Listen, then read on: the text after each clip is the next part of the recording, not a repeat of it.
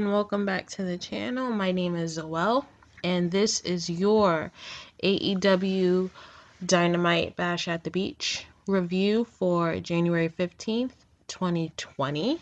And overall, I thought it was a good show. It didn't really feel like Bash at the Beach. I know they were going for, the WCW type theme, but aside from the set pieces, which were, they were nicely decorated, did give off a beach theme, but aside from that, it didn't, it just felt like a different show entirely. But that doesn't mean it was bad. It was an okay match. I started the show, and then by the time the John Moxley and Pac little promo thing went off, I was like, I feel like the 2 hours just flew by. And I don't know if that's a good or bad thing, but I was not paying attention to the time, which may be a good thing in hindsight. But the 2 hours flew by well, so there's no complaints in the time. We started off the night with a 4-way tag match, and the winner will be challenging SCU for the AEW Tag Team Championships. We had Adam Page and Kenny Omega versus Santana and Ortiz versus the Young Bucks versus the Best Friends with Orange Cassidy.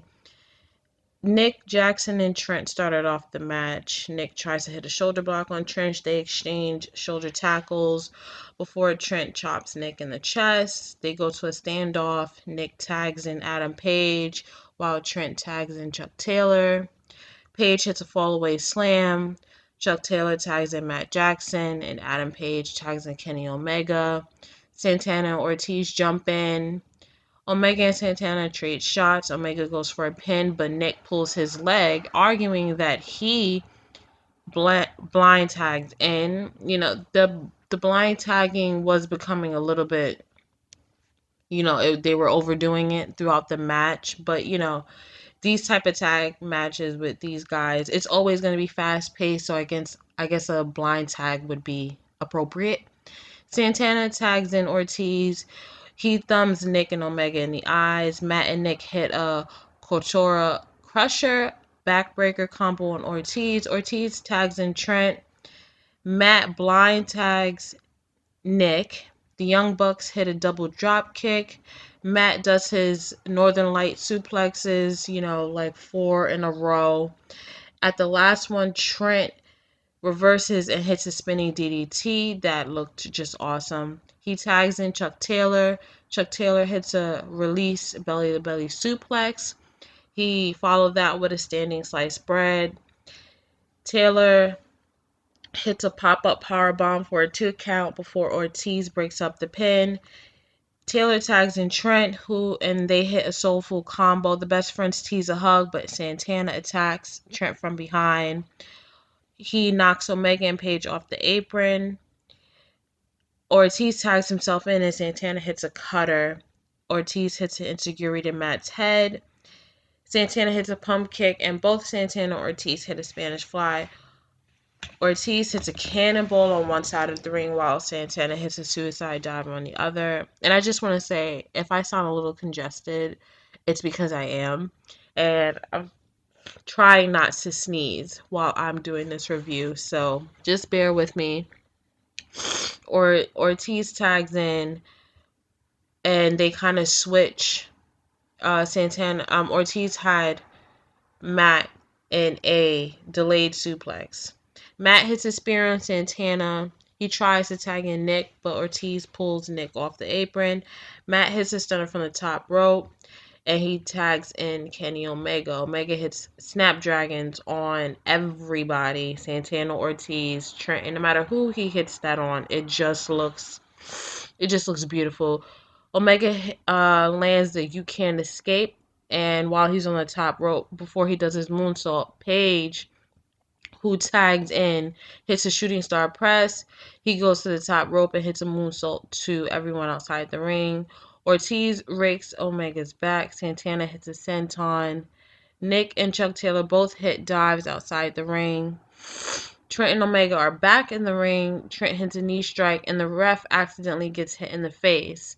Orange Cassidy, as wonderful as he is, he gets in the ring and helps all 8 men do a suplex, and I just cringe because this spot is just so cheesy. The best friends do their hug. Chuck and Trent, they set up Omega and Paige for pile drivers. Chuck goes to the top rope to hit Strong Zero before the Young Bucks break up the pin. Matt tags himself in at the same time as Chuck Taylor. Paige hits a clothesline on Taylor. Trent lands his own clothesline. Santana hits a cannonball that he looked like he barely got, but it still looked nice. Santana and Ortiz hit a Liger bomb. Matt comes in, super kicks Ortiz. He almost super kicks Paige, and the Young Bucks hit double super kicks on Santana Ortiz. They fall to the outside of the ring. Trent interrupts the Meltzer driver. Paige tags himself in on Matt. Paige and Omega hit the buckshot lariat V-trigger combo for the 3 count, and your winners are Kenny Omega and Adam Page. Like I said, this was a fun match, and next week it'll be Adam Page versus Kenny Omega for the titles.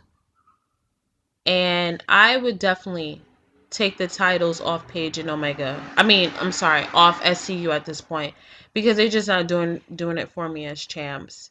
They're obviously setting up Adam Page for a heel turn, so I feel like whenever Omega and Page lose the championships, I could just see Page turning on Omega, and that is how they're going to do that, which I do not have a problem with. We had Cody Rhodes doing his in-ring promo on MJF, and just, Cody Rhodes is just a superstar. Like, he came out looking like a Ken doll straight out of Miami Vice, and I was just like, I'm just loving how casual, even the commentary team, they were dressed casual, and I think, those little attention to details, really help, to get the theme over of the show. Cody, his promo was okay. He said that he asked MJF to name his price, and it's rather expensive. MJF stipulations are shown on the screen.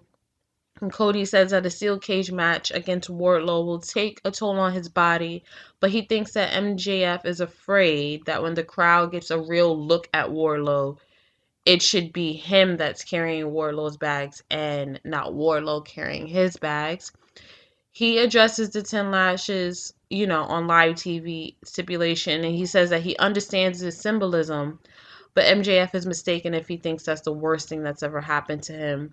Cody says that he lives rent-free in MJF's head, and MJF has wanted to be famous all his life. He brings up his appearance on the Rosie O'Donnell show, which is a legit real thing, so I suggest you guys go to YouTube to watch it, because MJF, even at 7 years old, if he was really 7, I don't know, but if he really was, like, I just love bringing real life things into, a feud. It makes it more real, and it gets people invested, because it's not, it's not anything cheesy. It's something that everybody can get behind, because who doesn't want to be famous? Like, at 7, I wanted to be, well, no, I'm different. At 7, I wanted to be a teacher, but anyway, that's neither here nor there. But Cody says that his MJF's pageant parents paraded him on the Rosie O'Donnell show when he was 7, and finally MJF has found something that he is halfway decent at, and that is wrestling.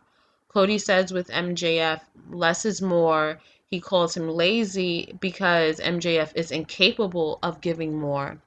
Cody accepts the stipulations and says that he knows what it means to have this match at Revolution. It means that he's failed as a mentor, but he wants to teach MJF one last lesson, and that is that this is not MJF's story. He's a chapter in Cody's story, and at Revolution, Cody is going to give MJF his own scar. So overall, like I said, it was a good promo. Cody is really good at promo. Say what you want. I was confused at the last part, the scar part, but my only gripe with this is I would have liked to have seen this last week. It's not a big thing. I mean, I always love to see Cody, but I just feel like this promo would have done a lot better last week after the match. Backstage, we see MJF walking to the ring, and he's wearing a "I banged Dallas's daughter" shirt. And I just, to myself, I just smiled and I said, "This guy is just fucking brilliant." We see Darby Allen getting ready for his match, and Pac is walking down the hallway, and he stops when he sees a skateboard. I didn't really hear what he said because the camera panned back to the arena, and I did notice that the camera did pan away for a lot of important shots tonight. And like I said, I'm not here to just rag on AEW, but they just have to get their production better because the camera, this is not, like I said, this wasn't the only time that the camera panned away from something important. Um we had a backstage promo from Joey Janela. He says that 2020 is a new decade for the bad boy. He says that 2019 he got punched in the balls by his ex-girlfriend Penelope Ford, and the both of them know that the only way she can get herself over is on his name. He dares Kip Sapien to step past this line. I mean, if you guys could see me, you know what I mean. He says that next week he goes up against Ray Phoenix and he's going to show everyone why he is a bad, bad boy.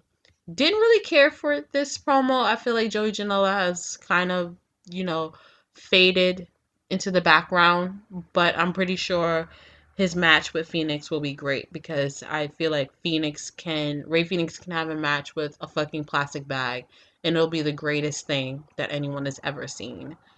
So then we get to this match. And I'm pretty sure you guys know what match I'm talking about. Yes, a tag match. Brandy Rhodes and Mel versus Chris Statlander and Hikaru Shida. I am not going to recap this match. I did write notes on it, but I am not going to recap it because this match fucking sucked. Everything. Brandy is replacing Awesome Kong, who is out. She's under the weather. So am I. So I can, I feel you, girl. Like, this weather, especially this weather in New York, is ridiculous. But this match fucking sucked. And all I can say is, Brandy, my last AEW review, I did kind of shoot Brandy some bail and say that she's been practicing to get into the ring. But tonight's showing proved that, girl, you need to get back into the ring and practice some more because her punches and her kicks and stuff, they just look so, they didn't have any impact to them. No pun intended. They just looked weak. She was busy flaunting to the crowd, and if you were not watching, you would have thought that this was an empty arena match because the crowd was like deceased. Like, was everybody on their phone? Did everyone go to the bathroom? I can't even blame production issues because even if, the volume and stuff was going out, there was no crowd reaction. So Chris Statlander and Hikaru Shida won the match. I don't care. This fucking sucked. We had a backstage segment with the Dark Order. They run down the list of the roster: Michael Nakazawa, Kenny Omega, Brandon Cutler, Adam Page, and the Exalted One speaks. I'm not gonna lie, I didn't really care for what was being said, but I did like the way it was shot. I did like it. It seemed like a movie, kind of, like a scene from a movie. I did like the way that this was shot, and they showed on the screen, join darkorder.com, and I really think people have been filling out applications, which is cool because it gets the crowd invested, and we feel like we're adding to the mystique of whatever the Dark Order is. My gripe about this is, again, like last week, why are we showing Dark Order segments right after the Nightmare Collective are on TV? Their gimmicks are very similar, although the Nightmare Collective should be dead and buried somewhere. And I feel like the Dark Order has potential, especially because we don't know who the Exalted One is yet. And I'm tired of seeing people say it's Matt Hardy because it's not. So please shut the fuck up. I just had to get that off my chest. Anyway, our next match is Jon Moxley versus Sammy Guevara. This was a good match. Sammy came out with his cue cards, and again, Sammy Guevara and these cue cards during the commercial break are fucking awesome. He says that he wrote that he's developed an ulcer and has to take antacids due to what's been going on with the inner circle, and he says that he's way too young for that. And he says that he heard Vanessa Hudgens is single and she should hit him up. And I agree. Girl, hit Sammy up because he is a Spanish god and he is, he's so young and charismatic and he's really promising. So I like to see him and he's really developing his character. So I like Sammy. I like the whole inner circle actually, but Sammy is definitely a standout for me. Jon Moxley pulls up to the arena in the very car that Jericho gifted him, right before Jon Moxley broke a glass over his head. So, Jon Moxley, just leave it to him just to add that little bit of flavor to whatever's going on. This was a good match. I'm not gonna sit and recap the whole thing. I really need to go take some medicine. But Moxley hits a release suplex for a 2 count. Sammy hits double knees on Moxley on the apron. He throws Moxley into the guardrail and into the steel steps and back into the ring for a 2 count. Sammy hits a drop toe hold onto the ring. He flips off Moxley's back. He goes for a pin, gets a 2 count. Sammy has Moxley up on his shoulders in a 5-man carry position. He starts bench pressing. Gets another 2 count. Moxley hits a superplex on Guevara, but he can't make it to him to get the pin. Guevara hits a shooting star press and he tries to roll up Moxley for a 2 count.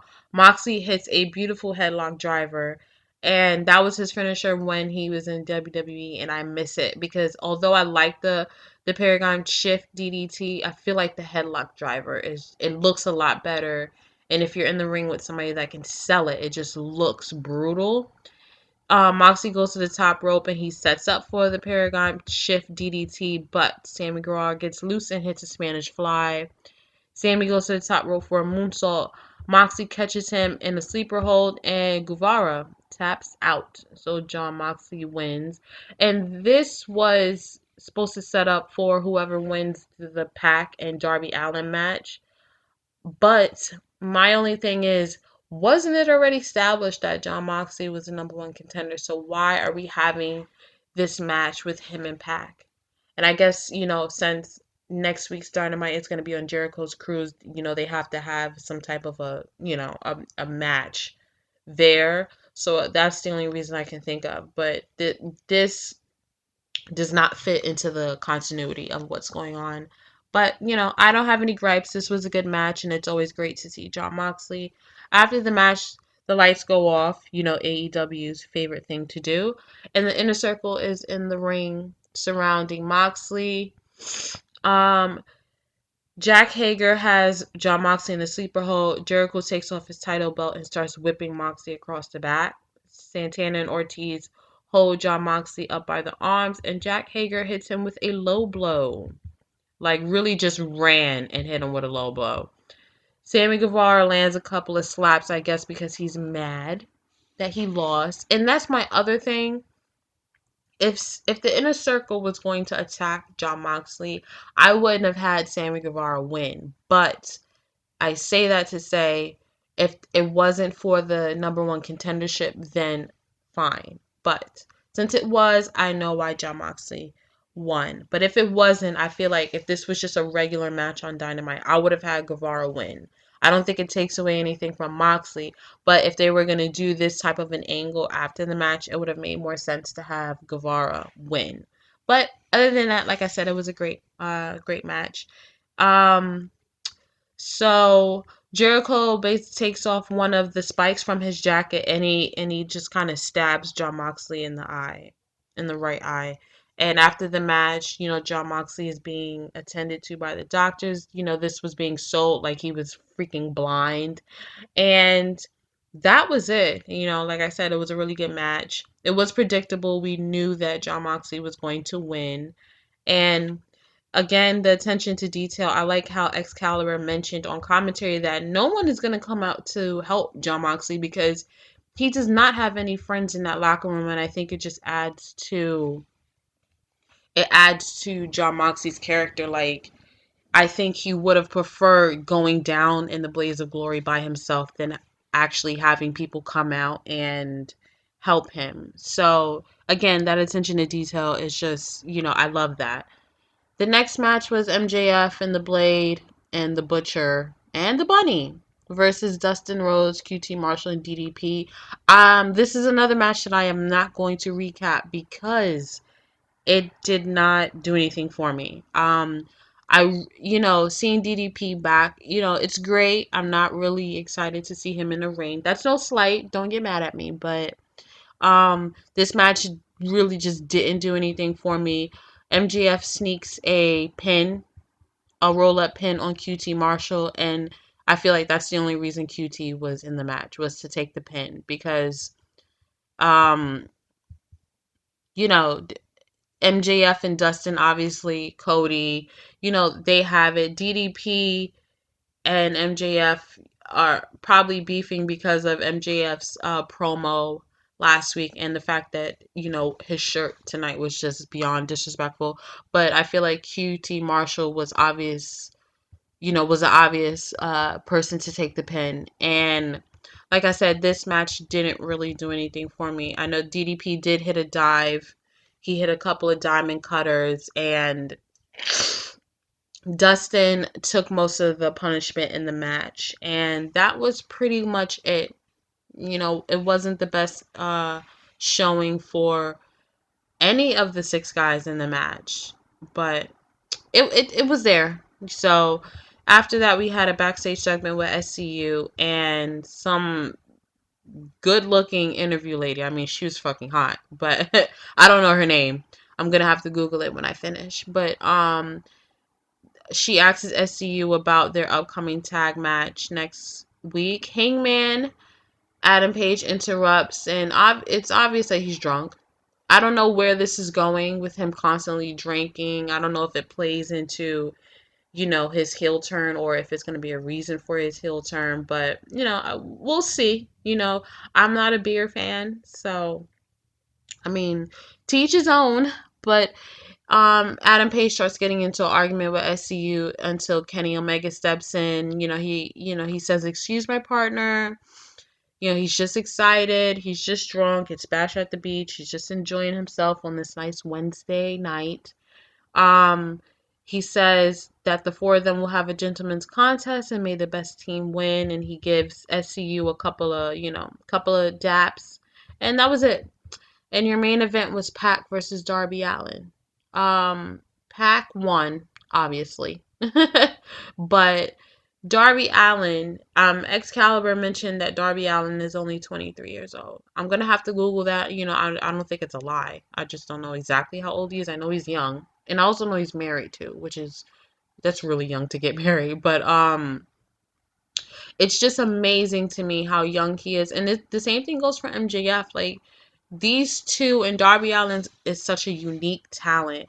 So, like, I feel like, it's crazy to think how young they are and how talented they already are. It's like I'm excited and curious to see where they end up in like 5 to 10 years, because Darby Allin to me just screamed star, and this match was good. I mean, Darby Allin he gives no fucks about what happens to his body. And at 23, every time I see his match and he does a coffin drop or he's doing some insane move, I just want to reach into the television and just tell him, stop. Don't, like, you don't have to try and kill yourself every week. Like, we know that you're good and you have such a unique look. And I do have to listen to him on Jericho's podcast, because I did read that it was a great listen. But Darby, like, you don't kill yourself, honey. Like, just give yourself enough time. Stop trying to fucking kill yourself every week. Like, we get it. We get it. But Darby starts off the match with a dropkick to Pac. Pac responds with a beautiful tilt-a-roll backbreaker. Darby hits a shotgun dropkick. He hits a suicide dive and then a missile shoulder block to Pac that sends Pac into the guardrail. Alan goes for Hurricanrana, but Pac catches him and swings him shoulder first into the steel steps. And Pac must have fucking threw this guy because Darby Allen's, I think it was his, I want to say his right shoulder, but it might be his left. I'm sick, so don't judge me. But whatever shoulder it was, like, Darby Allen's shoulder was tore the fuck up. It was bleeding, it was red, it was swollen, and I'm like, Jesus Christ. Lord have mercy. But anyway, Pac takes the steel steps and he places them in the middle of, you know, the aisleway, and he power bombs the shit out of Darby Allen on top of the stairs. Like, ridiculous. Like, why? Pac hits a missile drop kick for a 2 count. He puts him in the fireman carry position and starts climbing the top rope, but Allen starts fighting back and he hits a crucifix bomb.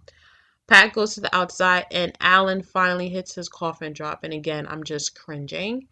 Allen hits a stunner, a code red, and goes for the pin, but he gets a very, very, very close 2 count. Like, I legit thought he was gonna win.